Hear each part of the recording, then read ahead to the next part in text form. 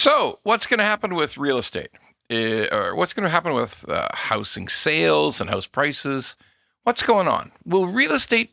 We have all these realtors on TikTok and Instagram and everywhere else, and everybody's saying, "Oh my God, the market's turning around, and yeah, it looks like there's a big change happening, and the market's changing, and yeah, you got to rethink what you're doing." And like, okay, so what's really the truth of it all?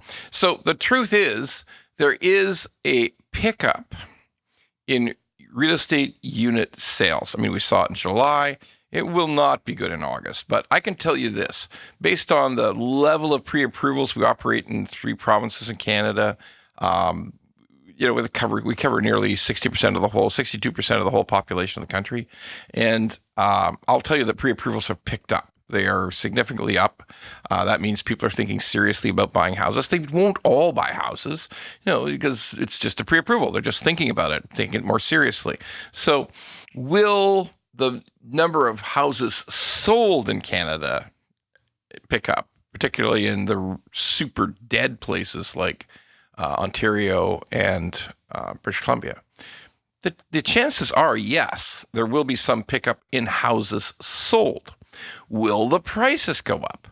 Probably not. Okay, the reason that there's a pickup in house sales, resale house sales, is that, number one, there's virtually no new construction to buy. There's no new single-family homes, no new townhouses, no new semis being built in those 2 provinces, British Columbia and Ontario, virtually zero. So there's nothing new to buy. That's complete. That whole construction business is completely dissolved. It's just nothing's happening. So you got nothing new. And therefore, if you started to hear about great deals in falling prices in Ontario and BC, maybe just go out and take a look.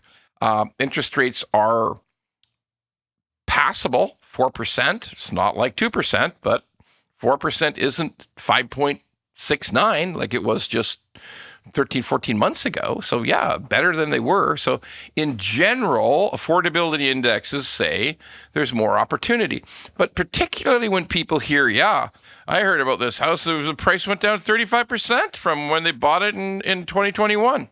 By the way, that happens. Yeah, if you just bought at the worst possible time with the most enthusiasm, you were somebody who was trying to pull off some kind of flip because you thought it would go on forever, the super high increases. Yeah, you got in trouble and you got to sell the house. And that's a real decrease when something's down between 25 and 35%. And by the way, that's available in a lot of places. There's a lot of places in Ontario where you can find a house that neighborhood, that street is down 30% from where it was in 2021. And that's a lot better than what it was in 2021. A lot more, in theory, affordable. In my opinion, these prices are still batshit crazy. I mean, we're approaching 2020, early, like maybe late 2019 prices. The right prices are 2014 prices. So still a lot less would be what I would say would be a rational price for people to come in now. But still, if there's what people view it that there's bargains out there, there's going to be some more interest. Because last year, 2024, was one of the shittest years you could ever imagine in the real estate business in Ontario and British Columbia. Like, it was just bad. And it was really bad for the first 3 or 4 months of this year, 2025. Like, it was bad. Okay, so that means there is a certain amount of pent-up demand. There are people who would like to buy a house, and there are people who like to sell a house. Some people died. Some people got divorced. Some people had employment changes. And some people's families have grown, so they want to buy a house, or they say, okay, maybe this is a good chance for me. So compared with the incredibly bad 2024, today we are seeing an uptick in interest in purchasing a new home. It's not a new home, but a resale home, because there aren't any new homes to buy. So that's true. And some people are buying condos because those prices, in some cases, some of these prices come off 35% on the condos. Like, they're just plummeting. But the question next is, okay, will this increased activity push prices up? The correct answer to that is probably no, because these house prices can keep grinding down. Like, there will be there'll be a little flurry of purchases, but they can keep grinding down, okay? Because there's a key person missing from the buying marketplace. That's called a real estate investor. That's the person who bought a house to flip it or lease it, rent it. They were not going to live in it. They already owned another house. Okay, that buyer is absent. They're pretty much they're extinct for now. They'll come back maybe someday, but not now. So that huge group of buyers is missing. So it's just people, and a lot of people don't want to sell their homes right now. Like they put their homes in the market and they say, "Oh, I'm not getting the price I want, so I'm going to take it back off again."